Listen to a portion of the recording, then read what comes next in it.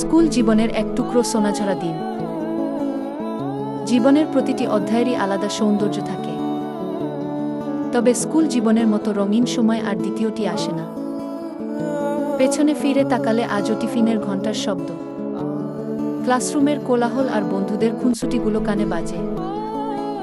শুরুর দিনগুলোর কথা ভাবলে এখনো হাসি পায়, কান্নাকাটি দিয়ে যা শুরু হয়েছিল। সময়ের সাথে সাথে সেই স্কুলই হয়ে উঠেছিল আমাদের সবচেয়ে প্রিয় ঠিকানা। বন্ধুদের সাথে বেঞ্চের জায়গা দখল করা, টিফিন পিরিয়ডের আগেই লুকিয়ে টিফিন খাওয়া, আর বৃষ্টির দিনে বারান্দায় জমে থাকা জলে পা ভেজানোর আনন্দগুলো আজও মনকে নাড়া দেয়। টিফিনের খাবার ভাগ করে খাওয়ার মধ্যে যে অকৃত্রিম ভালোবাসা ছিল, তা আজ আর কোথাও খুঁজে পাওয়া যায় না। আমাদের শিক্ষকরা ছিলেন সত্যিকারের পথপ্রদর্শক।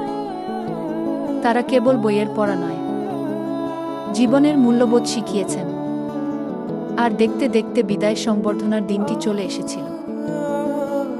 সেদিন সবাই একে অপরকে জড়িয়ে ধরে কেঁদেছিলাম, কারণ আমরা শৈশবের সবচেয়ে সুন্দর অধ্যায়টাকে পেছনে ফেলে যাচ্ছিলাম।